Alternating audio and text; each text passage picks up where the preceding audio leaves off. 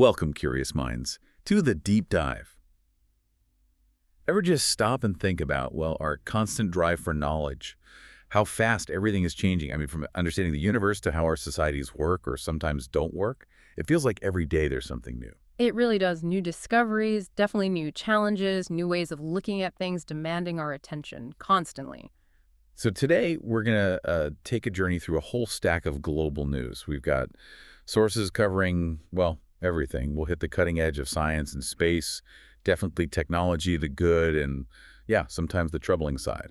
Plus complex geopolitical shifts, those global economic pressures we all feel, and some really critical social issues too. And the goal really is to pull out the most important bits, connect some dots between things that might seem, totally unrelated at first. We want you to leave not just knowing what happened, but understanding the so what behind it all. Exactly. We'll try to offer different angles, maybe some surprising facts, and hopefully a laugh or two along the way, Yeah. all while respecting your time and your curiosity. So yeah, let's unpack this. The universe unpacked. Space and cosmic science. Okay, we're better to start unpacking than, well, space. That's always awe-inspiring.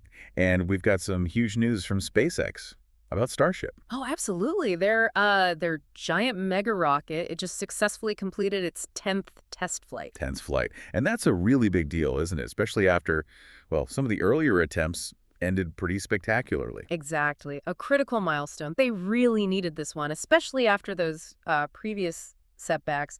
It's a huge validation for their whole iterative design approach. Learning from the rapid unscheduled disassemblies, as they call them. Sort of, yeah. Learning from every single bit of data, failure, or success. And this 10th flight, it wasn't just about getting up and down.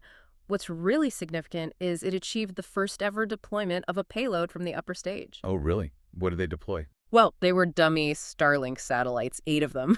But the point is, they successfully released them. That's a key capability demonstrated.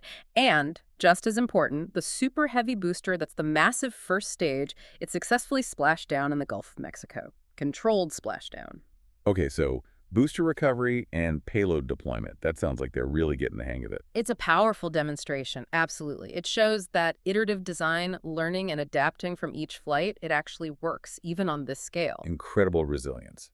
But looking beyond just this one successful test, what does this really mean for, like, the big picture, for future space exploration? Oh, it's pivotal, absolutely pivotal. This success is a major leap towards SpaceX's really, really ambitious goals. We're talking about enabling lunar missions. They're a key partner for NASA's Artemis program. NASA being the National Aeronautics and Space Administration, of course, aiming to get humans back on the moon. Precisely. Starship is supposed to be the lander for that. And then there's Elon Musk's long-term vision, which is, well, human colonization of Mars. Right, Mars. That still sounds like science fiction sometimes. It does, but this brings it a step closer. The ability to reliably deploy payloads and recover the booster, it validates the core concept.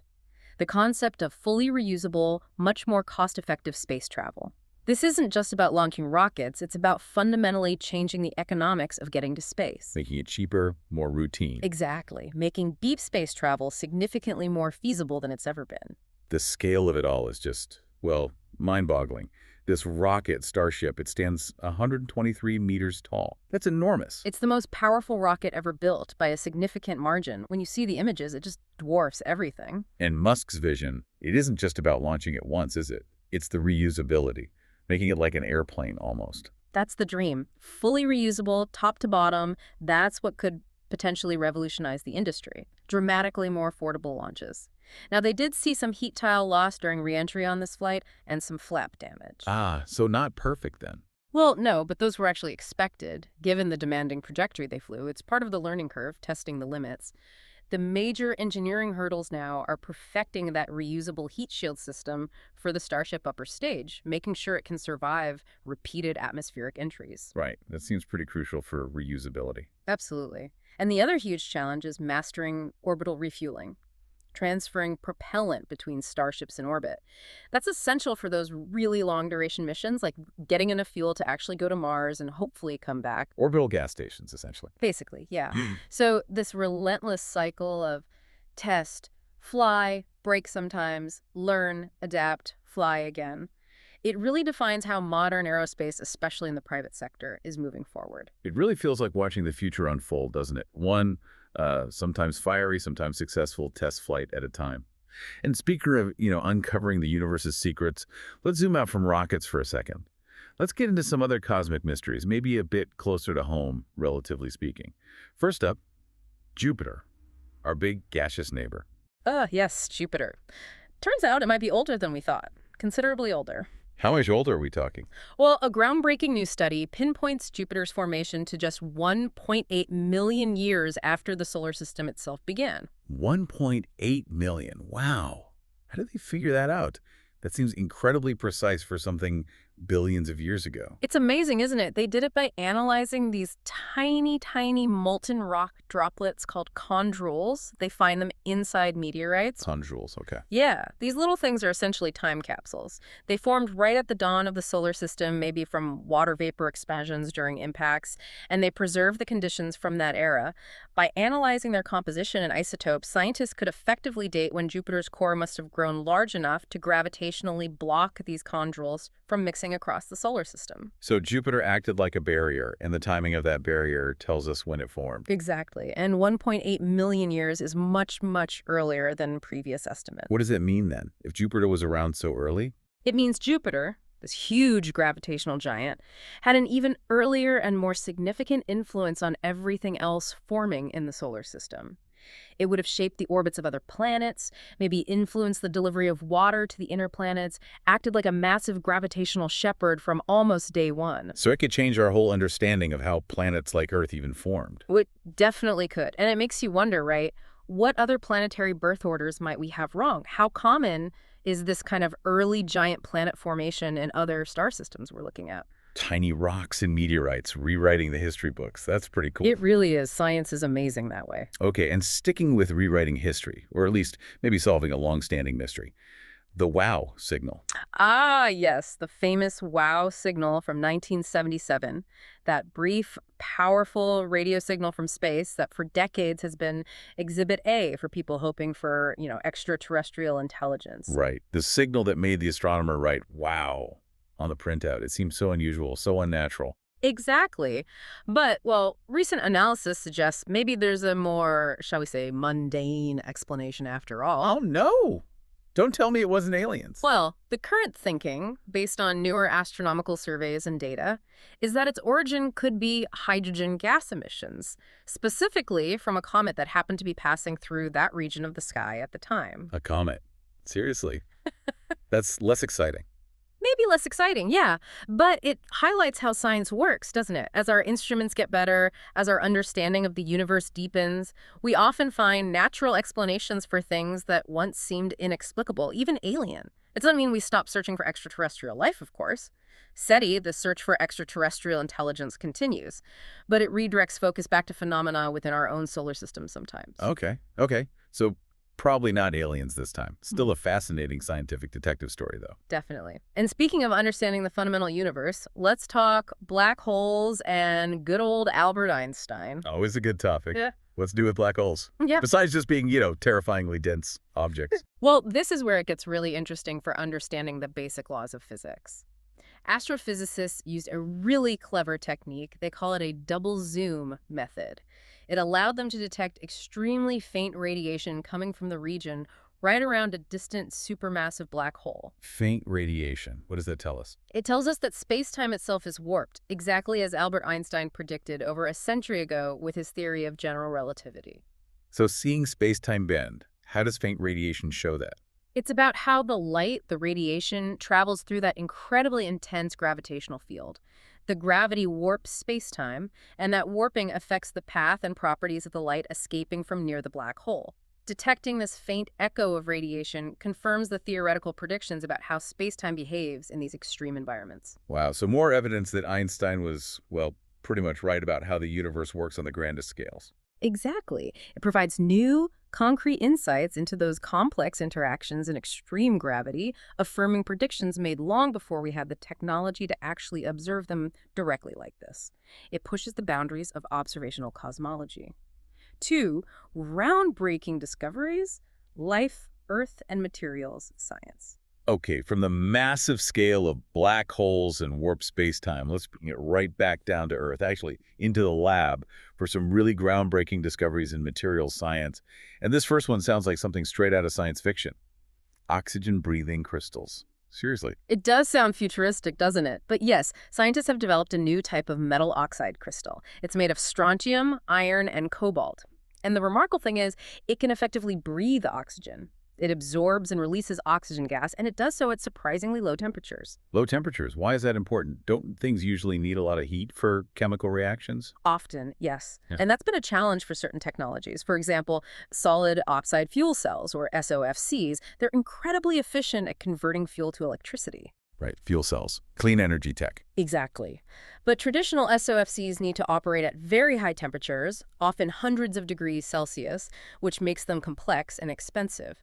This new crystal could allow SOFCs to work efficiently at much lower temperatures, potentially making them cheaper, safer, and more widely applicable. Okay, so cheaper, more efficient fuel cells. That's a big deal. What else could these breathing crystals do? Well, think about energy-efficient smart windows. Windows that could automatically adjust their properties based on oxygen levels or temperature, perhaps improving insulation or controlling light transmission. The researchers talk about its design having inner activation, outer protection, which makes it stable and efficient. By reducing the energy needed for these oxygen exchange processes, it could have a real impact on global energy consumption. Smart windows that breathe. Okay, that's definitely cool. Any other potential uses popping up? The fundamental property, easy oxygen exchange at lower temperatures, could be useful in all sorts of things. Next-generation sensors, maybe. Advanced catalysts for chemical reactions. Even systems for storing or delivering oxygen for medical or industrial use. It opens up new possibilities. Very cool. And sticking with materials science, but shifting from breathing crystals to light, there's something called a metafiber. Yes, this comes from researchers in Germany. They've created what they call the metafiber. It's essentially a dual-core optical fiber, but with a twist. Embedded right inside the fiber is a tiny 3D nano-printed hologram, like incredibly small. A hologram inside an optical fiber. What does that do? It allows for ultra-precise and incredibly rapid control over the light traveling through the fiber. Specifically, it lets them focus the light beam, shifting its focal point over tiny distances, microns, almost instantaneously. And the key thing is, it does this without any moving parts, right? No bulky lenses or mechanical actuators. Precisely. That's the breakthrough. It eliminates the need for those traditional, often slow and clunky mechanical components usually need for precise light focusing. So what kind of fields does this revolutionize? Think about anything that needs precise light control in a small package. Telecommunications for faster data switching, perhaps, microscopy for rapid scanning or imaging at different depths, and definitely medical technologies, things like endoscopes, laser surgery tools, making them smaller, faster, more agile. It's about compact, efficient optical systems with a new level of control. Miniaturization and speed, powered by a tiny internal hologram. Wow. Okay, from engineered materials, let's pivot to biology. Some really fascinating revelations here, too, starting with our own DNA. There's a newly identified protein complex called STAG3. Yes, identified by scientists at Kyoto University in Japan, STAG3 turns out to play a crucial role in organizing DNA, specifically within sperm stem cells. Its job is essential for ensuring chromosomes are properly arranged during sperm production, and they found that its absence leads directly to male infertility. Okay, so critical for fertility. But I hear there's more to this story. A kind of double life for this protein. That's where it gets really intriguing, yeah. While it's vital for making sperm, researchers also found STAG3 at unusually high levels in certain types of immune cells, and importantly, in various kinds of cancer cells. Cancer cells. How does a fertility protein end up involved in cancer? That's the million-dollar question they're exploring. It suggests STAG3 might be involved in cell division or DNA management processes that go wrong in cancer, and this opens up a potential new avenue for cancer therapy. If you could develop a drug to specifically block STAG3's activity, You might be able to slow down tumor growth. Exactly. Early lab studies suggest that blocking STAG3 did indeed slow tumor growth. So it reveals these really intricate, unexpected connections between reproductive biology and oncogenesis, the development of cancer. Amazing how interconnected biology is. Something crucial for creating life, also potentially involved in its uncontrolled growth. Makes you wonder what else is hiding in plain sight, doesn't it? It absolutely does. There are likely many more of these dual-role proteins and pathways we haven't uncovered yet. Okay, from our cells to the deepest parts of the ocean, there's a worm down there doing something pretty incredible with poison. Yes, the yellow deep-sea worm, Vanilla hessleri. It lives in one of the most extreme environments imaginable. Hydrothermal vents on the Pacific Ocean floor. Hydrothermal vents, those are the places spewing out super hot toxic chemicals, right? Yeah. Like sulfides and arsenic. Lethal stuff. Absolutely lethal to most life forms. But this worm thrives there, and it does so through a unique biochemical trick. It actually takes the toxic arsenic and sulfide from the vent fluids and transforms them into a less toxic mineral called orpiment. Orpiment. Isn't that a yellow mineral? It is. And that's what gives the worm its distinctive bright yellow color. It's literally coating itself in this transformed, less harmful mineral. So it's fighting poison with chemistry, turning deadly toxins into its own protective yellow coating. Essentially, yes. It's a stunning example of biochemical adaptation. Life finding a way in the harshest conditions. What can we learn from a worm like that? Besides, maybe stay away from hydrothermal vents. Well, it tells us a lot about the sheer resilience and adaptability of life. It gives us clues about what kind of life might exist on other planets, perhaps in similarly extreme, chemically rich environments. And potentially, it could inspire new biotechnologies here on Earth, maybe novel ways to detoxify industrial waste, or new biochemical pathways we could harness. Bioremediation, perhaps. Life finds a way indeed. Incredible stuff. Okay, let's zoom out again, way back in Earth's history. How did ancient forests change the oceans? This is a fascinating story connecting land and sea over vast timescales. New research suggests that the rise and spread of ancient forests nearly 390 million years ago played an absolutely critical role in oxygenating Earth's deep oceans. Oxygenating the oceans. How do trees on land do that? Through photosynthesis, mainly. As forests expanded across the continents, they pumped enormous amounts of oxygen into the atmosphere. Over time, this increased atmospheric oxygen dissolved into the oceans, reaching even the deeper waters. And what does that extra oxygen in the oceans allow for? It created the conditions necessary for larger, more complex marine life to evolve and thrive. Specifically, it's linked to the rise of jawed fish and other larger marine animals that need more oxygen than simpler organisms. It fueled a major evolutionary boom in the oceans. So trees on land basically paved the way for bigger fish in the sea. In a nutshell, yes. It illustrates this deep interconnectedness between terrestrial and marine ecosystems. And if we connect this to the bigger picture today? Well, it serves as a powerful reminder, doesn't it? A reminder of how planetary systems are linked and how fragile the balance can be. Today, human impact climate change, pollution runoff is causing ocean deoxygenation in many areas, creating dead zones. This ancient event highlights just how critical land-based ecosystems like forests are for ocean health and what happens when that oxygen balance gets disrupted. It really makes you think about our current challenges. 3. AI's double-edged sword, innovation, ethics, and security. Okay, moving from ancient Earth history to the very immediate, very rapidly unfolding future. Let's dive into artificial intelligence, AI. It really feels like a double-edged sword, doesn't it? Incredible innovation on one side, but serious ethical and security questions on the other. Absolutely. And we're seeing its impact accelerate across so many sectors. Healthcare is a huge one. Look at Verily Life Sciences. That's Alphabet's, Google's parent company's health division. They just made a massive strategic shift. How did they do? They're entirely closing down their medical device program, all the physical gadgets and hardware development. Instead, they're putting all their focus on artificial intelligence and data infrastructure within healthcare. Wow, so going all in on the data and AI side. Less physical stuff, more digital intelligence for health. Precisely. It reflects this broader industry trend. The belief is that the biggest gains in healthcare will come from leveraging AI for better diagnostics, treatment planning, operational efficiency, and ultimately better patient outcomes. It's a big bet on data-driven healthcare. Interesting. And we see other companies raising huge amounts of money for AI in healthcare too, right? Yeah. Like Assort Health. Yes, exactly. Assort Health just secured $50 million in funding, putting their valuation up at $750 million. And what they do is use AI to automate patient phone calls. We're automating patient calls, like scheduling appointments, answering basic questions? Things like that, yes. The goal is to streamline communication, handle routine interactions, and free up nurses and administrative staff for more direct, complex patient care.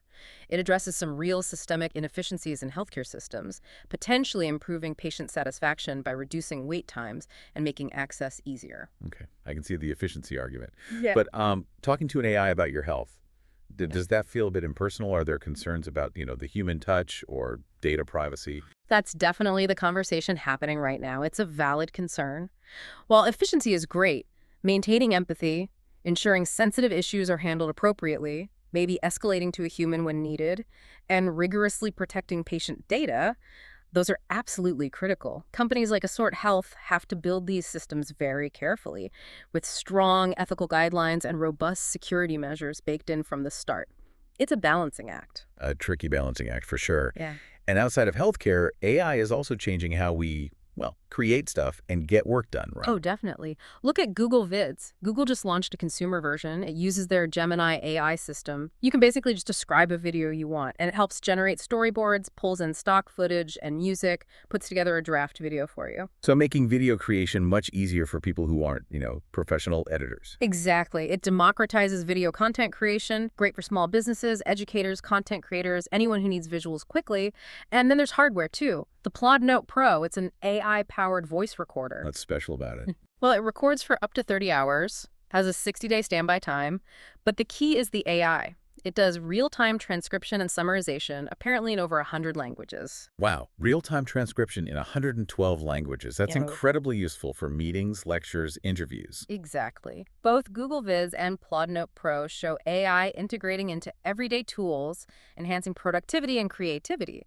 It's about augmenting human capabilities. That idea of real-time human-AI alignment, you mentioned AI, helping us do things better or faster. Precisely. It's not just automation, it's augmentation, helping professionals, students, creatives be more efficient and perhaps unlock new ideas. Okay, that's the positive side, the innovation, the productivity boosts. But then there's the other edge of the sword, the security concerns, and they seem pretty serious. They are, and quite sophisticated. The U.S. Department of the Treasury recently uncovered a really complex fraud network. It's operated by remote IT workers from North Korea. The North Korean IT workers, how are they committing fraud? They're using stolen identities, fake resumes, and advanced AI tools, plus social engineering tactics, to actually get hired for remote IT jobs at American companies and even government agencies sometimes. Wait, they're getting legitimate remote jobs using fake identities? Then what? Then they siphon the wages and contract payments, and those funds are funneled back to North Korea, directly financing their illicit weapons programs, including nuclear weapons. Wow. So companies trying to hire talent remotely could unknowingly be funding a nuclear program. That's deeply disturbing. It's incredibly insidious. It highlights the huge geopolitical challenges of enforcing sanctions in the digital age and the serious vulnerabilities in remote hiring processes. Companies really have to step up their vetting and security protocols. It really raises a tough question, doesn't it? How do you balance accessing a global talent pool, which remote work allows, with these kinds of national security risks? That's the crux of the problem. It's a very difficult tightrope to walk in our interconnected world. The tactics used are becoming more and more advanced, using AI to create fake profiles, maybe even conduct interviews. It's a new frontier for cybercrime and espionage. A scary frontier. Yeah. And it's not just rogue states or criminals, right? Yeah. The whole world is trying to figure out how to govern this powerful technology. Exactly. We're seeing a global effort to get a handle on AI governance. The United Nations, for instance, has just set up 2 new bodies. One is the UN Independent International Scientific Panel on AI to provide expert advice. The other is the Global Dialogue on AI Governance to foster international cooperation on policy. So trying to get scientists and policymakers talking on a global scale. That's the idea, to bridge the gap between the rapid pace of AI research and the development of effective, responsible policies. The goal is to maximize AI's benefits while mitigating the risks, ensuring it develops in a way that aligns with ethical principles and societal needs worldwide. Because the impact is global, right? AI Yeah. doesn't really respect borders. Not at all. So a coordinated international approach is really essential if we want to harness it responsibly and avoid a race to the bottom or unintended negative consequences spreading globally. That seems crucial. But even with governance efforts, as AI gets woven deeper into our personal lives, the ethical dilemmas just keep popping up. and sometimes tragically so. Yes, there's a deeply disturbing case that really underscores this. A family, the Rain family, is suing OpenAI. OpenAI, the makers of ChatGPT.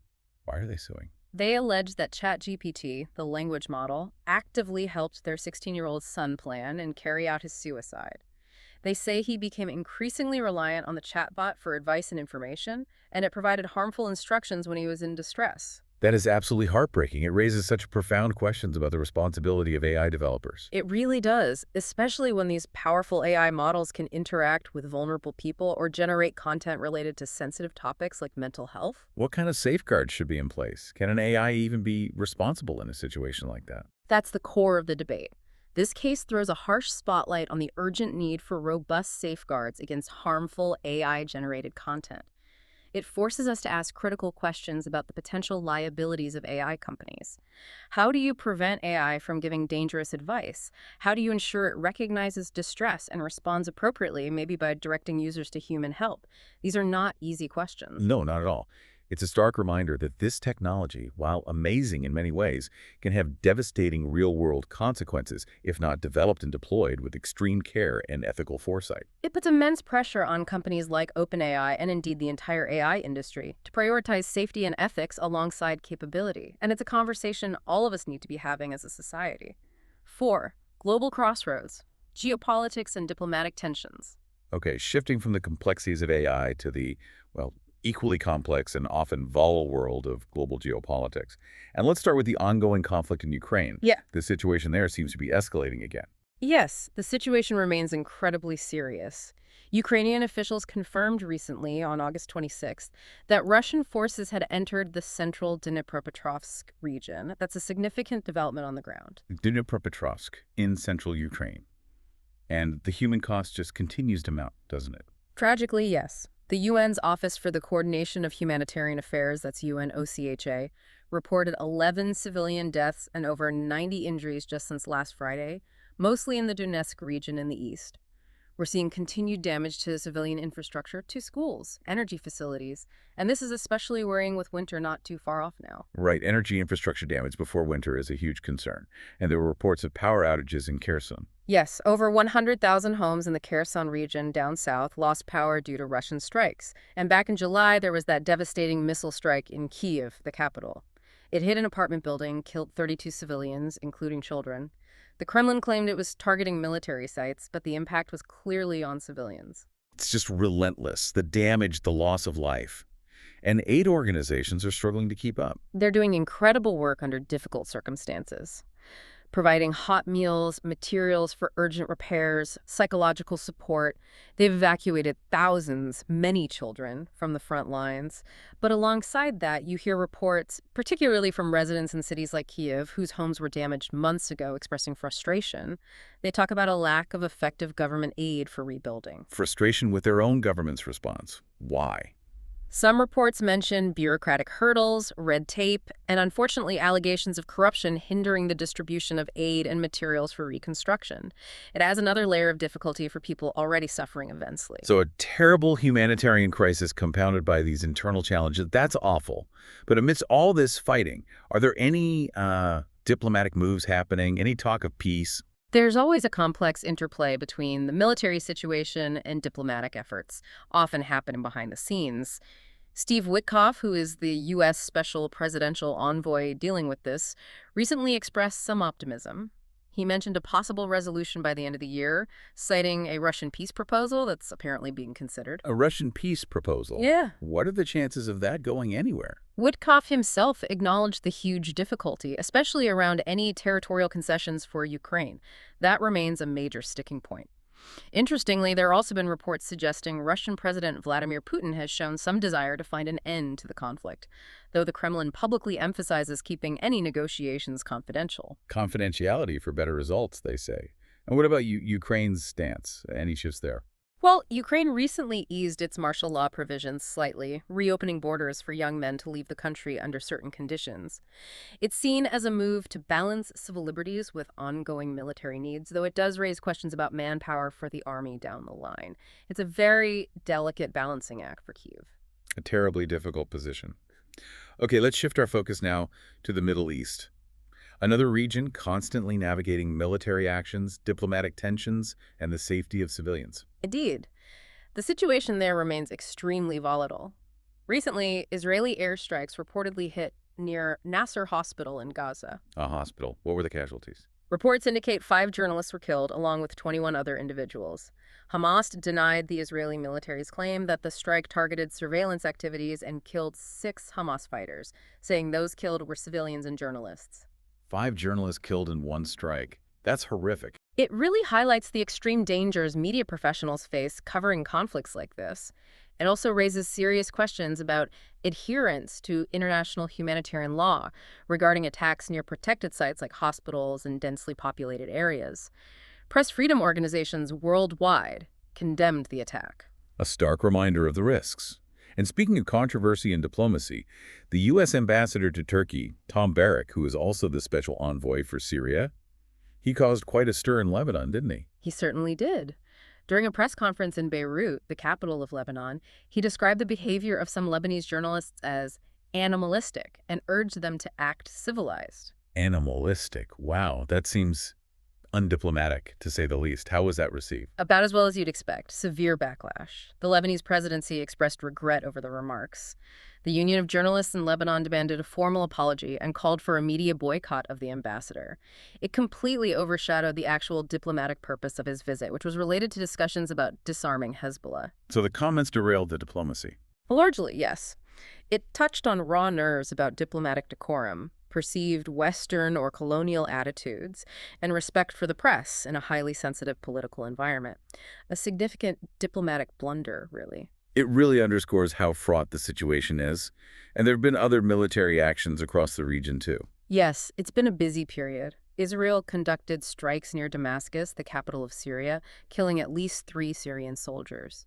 Israel claims these targeted arms transfers meant for Hezbollah and Iranian presence in Syria. Within Israel itself, protesters blocked a major highway, demanding the government secure a deal for the release of remaining hostages held in Gaza. And the Israeli Defense Forces, the IDF, announced they killed Mahmoud al-Aswad last Friday. They identified him as the head of Hamas's general security apparatus in Gaza, calling him a significant source of knowledge. A targeted killing of a Hamas leader. And there's U.S. involvement in planning for Gaza's future. Yes, Steve Witkoff, the same U.S. envoy we mentioned regarding Ukraine, also announced a White House meeting focused on post-war plans for Gaza. So high-level discussions are happening about what comes next, even as the conflict continues. And even more players involved. Houthi rebels from Yemen. Right. While the German development minister, Alabali Radovan, was visiting Israel, she had to take shelter because Houthi rebels in Yemen launched a missile targeting Israel. This followed Israeli strikes on Sana'a, the Houthi-controlled capital of Yemen. So it's a constantly shifting web of attacks and counterattacks involving multiple countries and groups. Exactly. It shows a region in continuous flux, military actions, public dissent within Israel, targeted operations, high-level diplomacy, and proxy conflicts, all intertwined in escalating tensions. It feels like the ground is constantly shifting under everyone's feet, not just in the Middle East, but globally. Alliances seem less stable, maybe? There's definitely a sense of reevaluation happening. Some analysts are arguing that the U.S. has become, in their words, incredibly unreliable and even volatile as a partner. This is raising concerns, particularly in Europe, about the trustworthiness of the U.S. as a cornerstone of the financial system and security architecture, given recent policy shifts and political uncertainties. So European nations are questioning their reliance on the U.S. They seem to be reassessing their dependency, yes, looking perhaps to diversify alliances, strengthen European economic sovereignty. It's driven by a complex mix of factors, trade disputes, differing approaches to global challenges, questions about long-term military commitments. So what does this all mean for the transatlantic relationship? Is it fraying or just evolving? Probably evolving, perhaps towards a more independent European stance, but the fundamental ties remain strong. It's more about Europe seeking greater resilience and autonomy in a world that feels less predictable. And we see similar shifts elsewhere, like Armenia moving away from Russia. That's a very significant example, yes. Armenia, traditionally a close Russian ally, just formalized a strategic partnership with the United Kingdom. They're looking for enhanced security cooperation and British investment, clearly trying to distance themselves from Moscow's influence. Why now? It comes amidst domestic political turmoil in Armenia and widespread frustration with Russia's perceived inaction during recent border conflicts between Armenia and Azerbaijan over the Nagorno-Karabakh region. Prime Minister Nikol Pashinyan has been openly critical of Russia's role as a security guarantor. So a longtime ally feeling let down and looking westward. How's Russia taking that? Moscow isn't happy, viewing increased Western ties as potentially undermining Armenia's sovereignty and traditional values. It really reflects this broader trend of nations reassessing their alliances and seeking new partners in response to shifting geopolitical realities and internal pressures. And then you have countries feeling pressure from the West, like Georgia. Right, it cuts both ways. The mayor of Tbilisi, Georgia's capital, Kaka Kaladze, recently criticized the European Union quite strongly. He accused the EU of pressuring Georgia to support military action against Russia, alleging the EU used lies, slander, and misinformation, and even threatened to revoke Georgia's visa-free travel rights if they didn't comply. Wow, strong words. What's behind that? It highlights the incredibly difficult balancing act for Georgia, caught geographically and politically between Russia and the West. They aspire to EU membership, but also have a complex and often tense relationship with Russia, especially given the conflicts in the region. They're trying to navigate these competing pressures. It's a geopolitical minefield out there, and these international tensions often play out alongside domestic political dramas too. Absolutely. Look at France right now. Prime Minister François Bayrou has called for a parliamentary confidence vote on his government's austerity budget. Austerity budget, what are they cutting? They're aiming to cut $44 billion to reduce France's national debt. The proposals include some controversial measures, like eliminating 2 public holidays. Getting rid of public holidays. That's never popular. Why the confidence vote? Is the government unstable? It seems quite unstable, yes. This move plunges President Emmanuel Macron's government into crisis, again. They faced a series of contentious issues and rely on a fragile coalition. Macron gave Bayrou his full support, but if they lose the vote, What happens then? New elections. could be a government reshuffle or potentially new elections. It definitely reflects deep divisions within the ruling coalition and highlights the broader political instability in France right now. Economic pain often leads to political pain. Definitely a story we see play out often. Meanwhile, in Brazil, former President Jair Bolsonaro is facing serious legal trouble. Yes, he's currently under 24-hour surveillance and effective house arrest. A judge declared him a flight risk ahead of the verdict in his trial for allegedly plotting a coup to stay in power after he lost the 2022 election. A coup plot trial for a former president. What kind of sentence could he face? Reports suggest he could face up to 40 years in prison if convicted. It's a huge case for Brazil, really testing accountability for actions taken during his presidency and potentially reshaping the country's political landscape for years to come. High stakes indeed. And back in the U.S., under President Trump's current administration, there seem to be tensions within government agencies and with independent institutions. Yes, several employees at FEMA, that's the Federal Emergency Management Agency, responsible for disaster response, were placed on administrative leave. Why? What do they do? They signed an open letter criticizing the Trump administration's plans to overhaul the agency. They raised concerns that the changes could undermine FEMA's effectiveness in responding to disasters. Wow, public criticism from within the agency itself. That's bold. It definitely signals significant internal dissent over policy direction and leadership within a critical federal agency. It raises questions about morale and the potential impact on disaster response capabilities. And the administration is also clashing with the Federal Reserve. It appears so. President Trump initiated the process to remove Federal Reserve Governor Lisa Cook from her position. Remove a Fed governor. On what grounds? The Fed is supposed to be independent. The administration cited allegations of mortgage fraud against her from years ago. However, legal experts are quite skeptical about whether these allegations meet the legal standard of cause required by the Federal Reserve Act to remove a governor. So it looks more like a political move to exert influence over the central bank. That's certainly how many observers are interpreting it, given the often contentious relationship between President Trump and the Fed over monetary policy. It raises concerns about undermining the independence of crucial economic institutions. And the political rhetoric seems quite high overall, targeting figures like George Soros. Yes, President Trump also recently called for criminal charges to be brought against billionaire investor George Soros and his son, Alexander Soros. He accused them of trying to rip apart the country. That's pretty extreme language, accusing private citizens of trying to destroy the country. It certainly escalates the political rhetoric. tapping into long-standing conservative criticism and conspiracy theories surrounding the Soros family and their funding of progressive causes. It reflects the deep polarization in U.S. politics. And even international relations are getting tense over alleged interference. Denmark and Greenland? Right. The Danish government summoned the U.S. ambassador. This followed media reports alleging covert American influence operations happening in Greenland. Greenland, what kind of influence operations? The reports linked these operations to figures associated with President Donald Trump, suggesting an effort to recruit local supporters for a potential movement for Greenland to seek independence or secession from Denmark. Trying to encourage Greenland to break away from Denmark. Why would the U.S. do that? Greenland holds immense strategic importance, especially with the Arctic opening up due to climate change shipping routes, resources, military positioning. It highlights the ongoing geopolitical jockeying in the Arctic, the complexities of the U.S.-Danish relationship, and serious concerns about foreign interference in the sovereignty of territories. So much maneuvering on the global stage. But amidst all this tension, there are also moments of historical reckoning, aren't there? Nations confronting difficult pasts. Yes, and those are often powerful moments. France recently took a significant step by returning 3 human skulls to Madagascar. Human skulls. Whose were they? They had been held in France for 128 years. One is believed to be the skull of King Tawera, a leader of the Sakalava people, who was killed and beheaded by French colonial forces back in 1897 during the conquest of Madagascar. Wow. Returning them after more than a century. That must be incredibly meaningful for Madagascar. It's a huge symbol of reconciliation and an acknowledgement of colonial-era injustices. It follows a French law passed to make it easier to return artifacts looted during the colonial period. It's part of a broader, often difficult reckoning with colonial legacies happening in France and other former colonial powers. Does this set a precedent for other countries seeking restitution? It potentially paves the way, yes.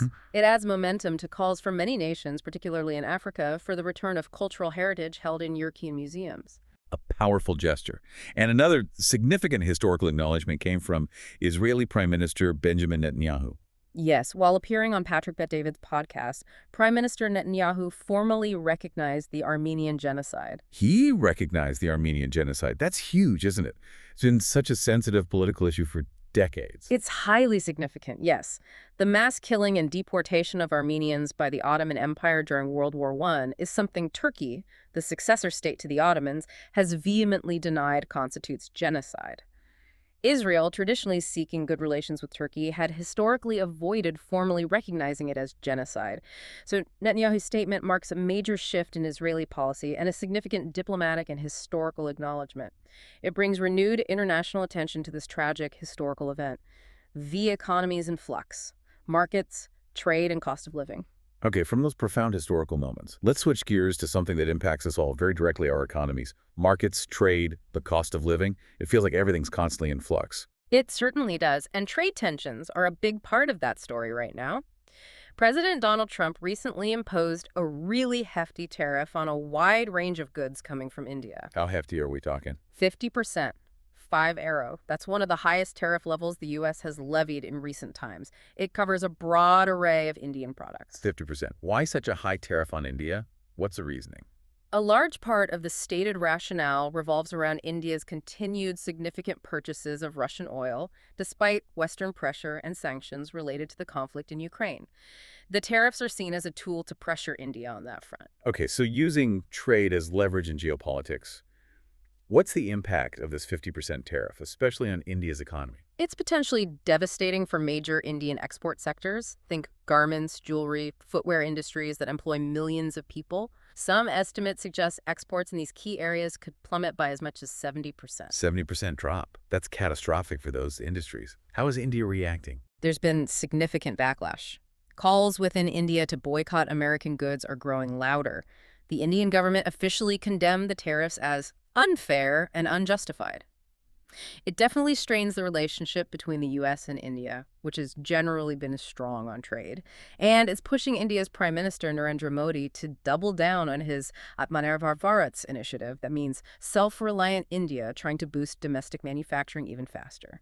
So it could backfire by pushing India towards more self-reliance or maybe even closer to other trading partners. That's the risk. While U.S. Treasury Secretary Scott Bessent expressed some optimism, saying, we'll come together with India at the end of the day, suggesting room for negotiation, the immediate reaction from the Indian government includes exploring ways to strengthen economic ties with China, potentially as a counterweight.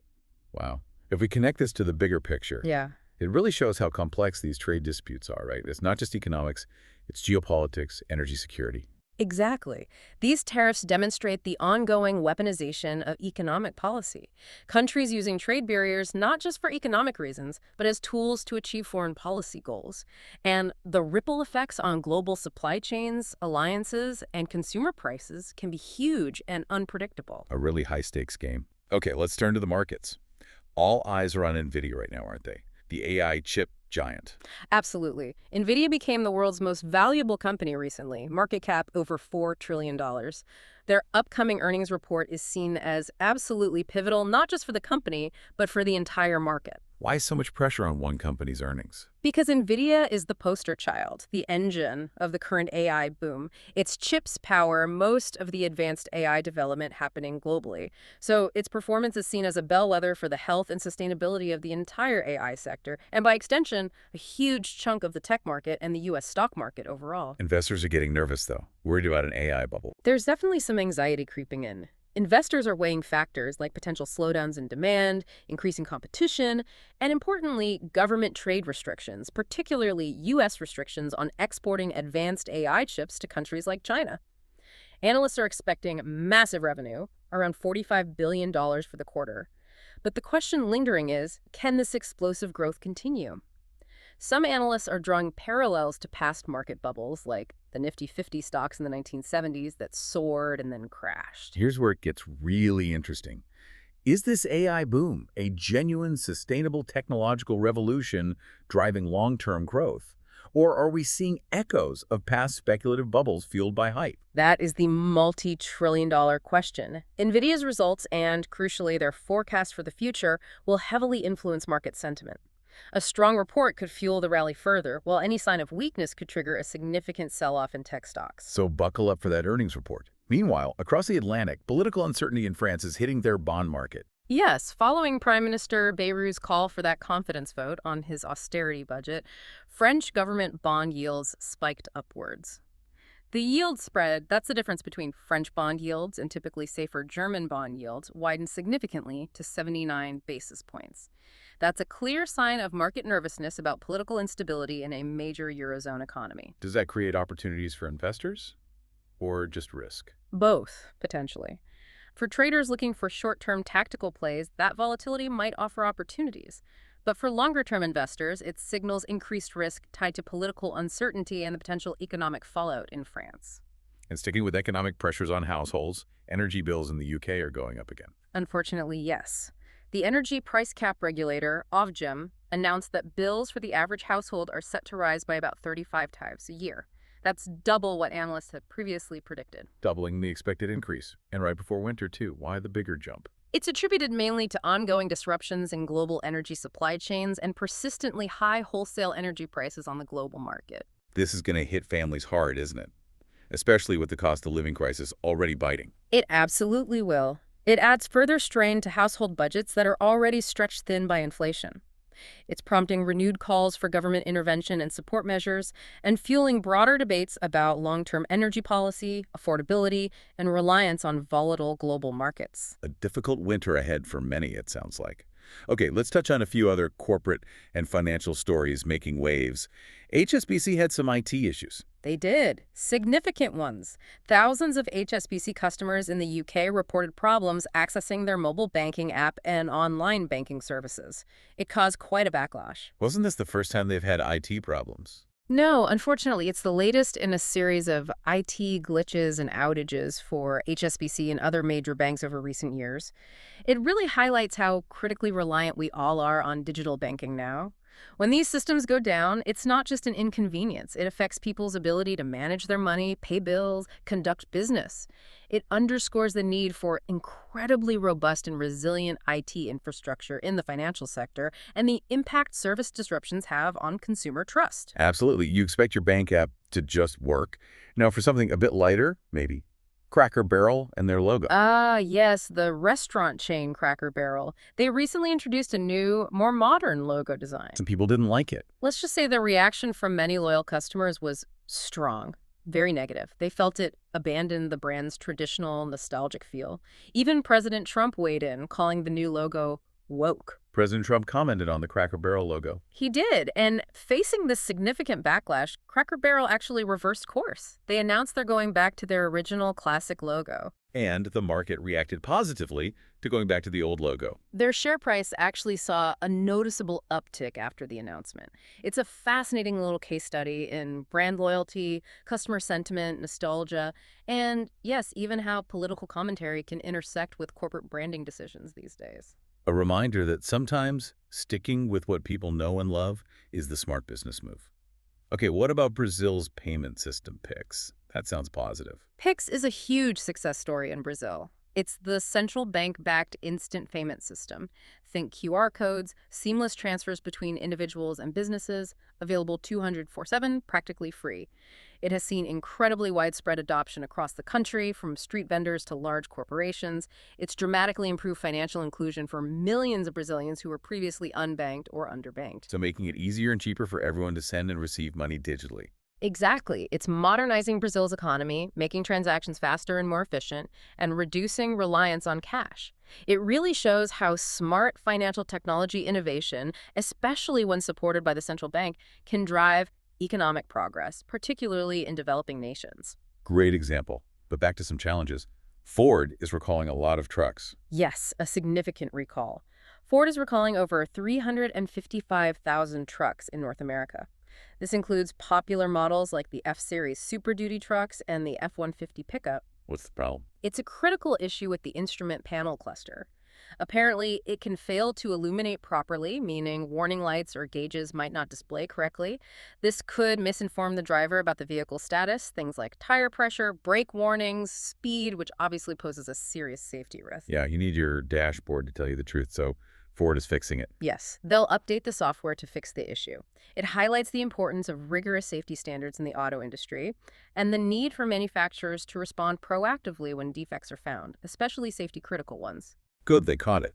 And switching to investments, the legendary Warren Buffett made a move. He did, or rather, his company Berkshire Hathaway did. They significantly increased their investment holdings in a particular stock known as a dividend king. A dividend king, what's that? That's a term for companies that have a very long track record, typically 50 years or more, of consistently increasing their dividend payments to shareholders year after year. They're seen as very stable, reliable investments. So Buffett, known for long-term value investing, is betting bigger on one of these reliable companies. Exactly. While the specific company wasn't named in the report I saw, Buffett's endorsement, even indirectly through Berkshire's filings, often boosts a stock's profile and signals confidence in its long-term value and market position. Other investors definitely pay attention to where he puts his money. The Buffett effect. Okay, one last item here. Counterfeit bricks in Hong Kong. Yes, a bit of an unusual one, but with serious implications. A company called U-Block Advanced Materials has started legal proceedings over the alleged use of counterfeit building bricks. Specifically, counterfeit versions of high-quality German Weitong autoclaved aerated concrete blocks were apparently used in a construction site for Hong Kong's MTR, that's their mass transit railway system. Counterfeit bricks in a major public transit project. That sounds dangerous. Extremely concerning. It raises major questions about supply chain integrity, quality control in construction, and consumer protection. Using substandard materials in critical infrastructure like a railway system poses significant risks to public safety and the long-term durability of the structure. This lawsuit will be watched closely. 6. Earth's fury and human resilience, disasters and climate action. Okay, from the world of finance and construction, let's shift our focus to the sheer power of nature, Earth's fury, and also the resilience of communities facing disasters, plus the urgent need for climate action. And sadly, we start with tragedy in India. A devastating landslide occurred near the Mata Vaishno Devi Shrine pilgrimage track in the Riyasi district of Jammu and Kashmir. Triggered by heavy rains. Yes, torrential monsoon rains triggered the landslide. The initial reports indicate at least 31 people were killed and 23 injured. It's just horrific. And this isn't an isolated incident in the region during monsoon season, is it? No, unfortunately not. Hundreds of people have died in monsoon-related incidents, floods, landslides across both India and neighboring Pakistan just since June. It's a stark reminder of the dangers posed by these extreme weather events, which many scientists believe are being exacerbated by climate change. Making vulnerable areas even more dangerous. It really highlights the need for better infrastructure and warning systems. Absolutely. Better infrastructure, slope stabilization, improved early warning systems, and faster response mechanisms are desperately needed in many of these mountainous and flood-prone regions. And climate change is also increasing risks from melting glaciers, right? Mm. Like glacial lake outburst floods. Exactly. GLOFs, as they're called. These happen when a lake formed by melting glacier water bursts through its natural dam, sending a massive destructive flood downstream. We saw a terrible GLOF event recently originating in the Tibetan region, impacting both Nepal and China. What happened? A devastating flood on July 8th killed at least 11 people in Nepal, with 18 still missing, and also killed 11 people downstream in China. The estimated infrastructure damage is around $100 million. As a result, Nepal and China have now agreed to share information more effectively on GLOF risks originating in the Tibetan Plateau, which borders Nepal. That cross-border cooperation seems absolutely essential, doesn't it? If the threat starts in one country but impacts another. It's critical. Climate change is accelerating glacial melt worldwide, particularly in the Himalayas, making these GLOFs more frequent and potentially larger. Enhanced monitoring, better early warning systems that reach communities downstream, and coordinated management strategies between countries are vital to save lives and reduce economic losses. And the impacts of these disasters, even ones from years ago, can linger for a very long time, like Hurricane Katrina. Yes, it's hard to believe it's been 20 years since Hurricane Katrina devastated New Orleans in the U.S. Gulf Coast. 20 years. And the effects are still being felt, especially by those who were children back then. Profoundly so. Our recent Harvard study highlighted the long-term mental health impacts. It suggests that about 1 in 6 children who were directly affected by Katrina are still grappling with significant mental health challenges, anxiety, depression, PTSD, even 2 decades later. 1 in 6, that's staggering. The trauma just doesn't go away easily. Not at all. The storm displaced around 370,000 school-aged children. Many families, particularly Black residents in New Orleans, were permanently displaced, losing their homes, communities, social networks. The psychological scars run deep. It really underscores the long tail of major natural disasters, doesn't it? It's not just the immediate destruction, but the decades-long societal and psychological fallout. Exactly. It highlights the vulnerability of communities, the deep inequalities that disasters often expose and worsen, and the critical need for sustained federal support, not just for immediate relief, but for long-term recovery, mental health services, and crucially, building better preparedness and resilience against future climate-driven events. A sobering reminder. But amidst these challenges, there are positive developments in climate solutions, right? Especially in solar energy. Yes, definitely some bright spots there. Particularly in the United States, solar manufacturing is experiencing a significant resurgence. Resurgence. Yeah. Didn't the previous Trump administration express some skepticism about solar? There was skepticism, yes, but the economics and policy landscape have shifted. Driven partly by incentives in the Inflation Reduction Act, or IRA, companies like First Solar and Hanwha Qcells are significantly expanding their U.S. manufacturing capacity for solar panels. And we're seeing efforts to build out the domestic supply chain, too. For example, T1 Energy in Texas recently partnered with Corning Inc. to establish a U.S. supply chain for the specialized glass needed for solar panels. So the goal is to make more panels and their components here in the U.S., reducing reliance on imports, particularly from China. Precisely. It's about enhancing energy security, creating American manufacturing jobs, and accelerating the transition to clean energy by making solar more readily available and potentially cheaper in the long run. And Texas is actually emerging as a major hub for the solar manufacturing boom. Interesting to see Texas, traditionally an oil and gas state, becoming a leader in solar manufacturing. It shows how the energy landscape is transforming. And this solar boom isn't just happening in the U.S. Africa is seeing a massive surge as well. Solar booming in Africa, how significant is it? It's huge. Solar panel imports from China to Africa increased dramatically last year. Enough panel capacity was imported to generate about 15 gigawatts of electricity. That's 60% more capacity imported than the year before. 15 gigawatts. That's a lot of potential power. Which countries are leading this? South Africa, Nigeria, and Zambia have seen big increases in demand, often driven by unreliable grids and frequent power cuts. People are turning to solar for reliable power for homes and businesses. Algeria also saw a massive spike in solar imports. And solar is relatively cheap now, isn't it? It's generally considered the world's most affordable source of new electricity generation. This offers immense potential to transform Africa's energy landscape. It means providing reliable, affordable electricity to millions who lack it, reducing dependence on expensive imported fossil fuels, improving health outcomes, boosting economic development, and driving a continent-wide shift towards cleaner energy. It's a really hopeful trend. 7. Society's mirror: digital cruelty, justice, and cultural shifts. Okay, as we wrap up our journey through global events, let's turn the mirror towards society itself, looking at some complex issues around digital behavior, justice systems, and cultural shifts. And we start with a really disturbing story out of France that raises questions about online behavior. Yes, this was profoundly unsettling. The live-streamed death of a French online streamer sparked widespread outrage and intense discussion. Commentators pointed to it as highlighting a dark aspect of online culture, what some called humanity's fascination with cruelty, drawing parallels to ancient Roman spectacles where suffering was entertainment. People were watching this tragedy unfold live online, and maybe even egging it on. That's horrifying. It appears so. It raises deeply troubling questions about the ethical responsibilities of social media platforms. How should they moderate live content? Can they even do it effectively in real time? And it makes you ask, right? Have our digital lives, spending so much time online, somehow desensitized us to real-world pain and suffering? That's the fear many express. Are we losing empathy when mediated through screens? Activists are calling for much stricter regulations on platforms, but also for a broader societal reevaluation of our values regarding empathy, voyeurism, and how we treat each other, both online and off. It's a gut check for our digital society. A really difficult conversation we need to have. Hmm. Okay, shifting to public safety and justice system challenges.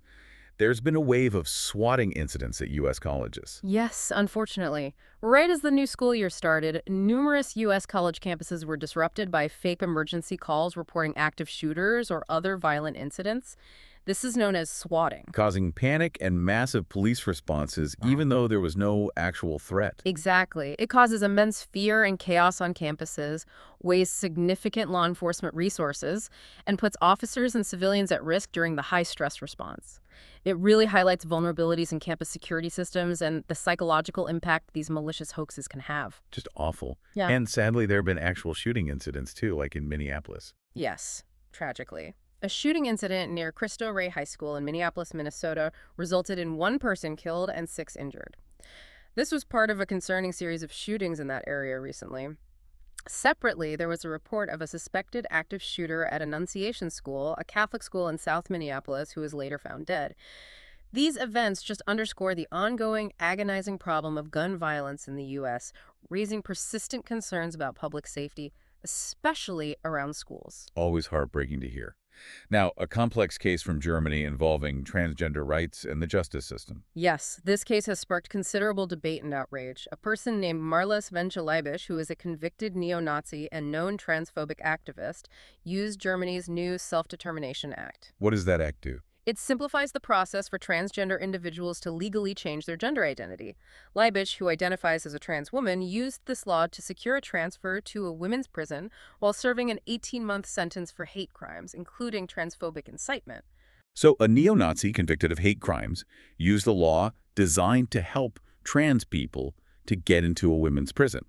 I can see why that would cause outrage. Absolutely. Conservative groups and commentators seized on it, arguing it shows the law is flawed and being exploited by bad actors, potentially endangering women in prison. They see it as undermining the very concept of gender self-determination. But what's the counter-argument from supporters of the law? Progressive activists and trans rights groups argue that this is an isolated case of someone maliciously exploiting the system, and it shouldn't be used to undermine the rights and safety of the vast majority of transgender people who rely on the law for recognition and protection. They worry it's being used to fuel transphobia and roll back progress. So it's a real clash. Concerns about exploitation versus protecting hard-won rights. It really shows how difficult implementing new rights-based legislation can be, especially in politically charged areas. Precisely. It highlights the complexities of balancing individual rights, public safety concerns, and the potential for laws to be misused, particularly when dealing with vulnerable populations and contentious social issues. A very thorny issue. And another case involving vulnerable individuals and international law. A Palestinian-American teenager detained by Israel. Yes, there are growing calls for the release of Mohammed Ibrahim. He's a 16-year-old Palestinian-American boy who has been detained by Israeli authorities since February. Crucially, reports say he's had no contact with his family during this time. Detained for months without family contact. On what grounds? The specific charges or reasons for his continued detention are often unclear in these administrative detention cases. Human rights organizations are raising alarms about his deteriorating health and alleging serious due process violations under international law regarding the treatment of minors in detention. Are U.S. officials involved, given he's an American citizen? There's increasing pressure on the U.S. government to intervene. Notably, U.S. Senators Chris Van Hollen and Jeff Merkley recently visited the West Bank and specifically condemned violence by Israeli settlers against Palestinians after visiting a church that had been attacked. They called for a more balanced U.S. approach. This teenager's case becomes a focal point for these broader concerns about human rights and the treatment of Palestinians, especially minors, under occupation. A situation demanding attention for sure. Okay, let's try to end on a couple of slightly more positive or intriguing notes from the world of sports and culture. An Australian athlete came out. Yes, in Australian rules football, former player Mitch Brown made headlines by publicly coming out as bisexual. He said his aim was to help foster a more inclusive and accepting environment within the sport. That takes courage. It's great to see athletes using their platform like that. It really is. Promoting representation and acceptance in professional sports is so important. It aligns with a broader positive movement towards greater diversity and inclusion we're seeing across many sports globally. Definitely a positive step. And briefly, any highlights from the U.S. Open tennis? Well, Coco Gauff, the American star, struggled a bit in her first match but managed to advance. She spoke about feeling mentally exhausted. Iga Swiatek, the world #1, and Jannik Sinner both won their opening matches pretty easily. Swiatek actually broke a record held by Monica Seles for the most consecutive first-round wins at WTA Tour events, 65 in a row. 65 first-round wins in a row. That's incredible consistency. Shows the drama and high standards at the top level of sport. Absolutely. Always fascinating to watch. Okay, just a couple more quick cultural curiosities. An inquiry into a private zoo in India. Yes, a large private zoo run by Anand Ambani, the son of India's wealthiest man, Mukesh Ambani, is facing an inquiry. There are allegations of unlawful acquisition of animals and potential mistreatment. A private zoo run by a billionaire's son under scrutiny. What are the concerns? Questions about animal welfare standards, how the animals were sourced, were they obtained legally and ethically, and the overall regulatory oversight of these large, private wildlife facilities. It touches on animal rights, conservation ethics, and the responsibilities that come with immense wealth when dealing with living creatures. Definitely something to watch. And finally, a judge in Oklahoma got reprimanded for not being a morning person. Slight chuckle. Basically, yes. Special Judge Emily Mueller in Oklahoma received a public reprimand from a judicial counsel for her courtroom demeanor. Her defense? She attributed her sometimes poor demeanor to not being a morning person. Chuckles.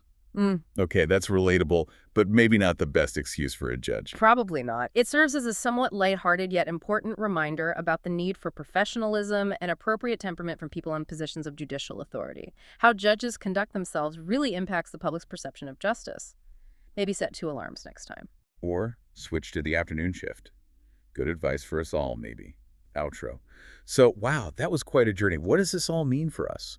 We've gone from the vastness of space, Starship reaching new milestones, Jupiter's surprisingly early birth. Right, through those incredible discoveries in material science like breathing crystals and metafibers, and the complex biology of stag-3 proteins and deep-sea worm. Then plunged into the world of AI, its power to boost productivity in healthcare and creative work, but also the serious security risks like the North Korean IT fraud, and those deep ethical dilemmas like the OpenAI lawsuit. Navigated the really complex geopolitical landscape, the ongoing war in Ukraine, the volatility in the Middle East, shifting global alliances, domestic political dramas in France, Brazil, the U.S. We looked at economies in flux, those U.S.-India trade tensions, the jitters around NVIDIA and the AI market, rising energy costs in the U.K., even counterfeit bricks and Cracker Barrel logos. Faced Earth's fury with landslides and glacial floods, remembered Katrina's long shadow, but also saw hope in the solar energy booms happening in the U.S. and Africa. And finally, held up that mirror to society, confronting digital cruelty, challenges in the justice system, but also celebrating moments of inclusivity in sports, and, well, judges needing coffee. We really hope this deep dive, weaving through all these different stories, has given you a clearer picture, maybe connected some dots for you, sparked some aha moments, or even just prompted more questions. Because that's what this is all about, right? Staying curious. Absolutely. The interconnectedness is just striking when you lay it all out. And as we think about this mix, human ingenuity pushing boundaries, the immense global challenges we face, those ethical crossroads, especially with technology, it really makes you ponder, doesn't it? It does. It leads to that bigger question. Yeah. How will our constant pursuit of more knowledge, more tech, more power, more connection, how will all of that ultimately redefine what it even means to be truly informed, maybe even truly human, in this world that just refuses to stand still? It forces us to constantly engage, doesn't it? Yeah. Not just passively consume information, but actively think about the why and the so what. What are the implications for us, for our communities, for the planet? It demands a deeper level of critical thinking. Couldn't agree more. So stay curious, everyone. Keep asking questions, keep digging deeper. And keep diving deep with us. Until next time.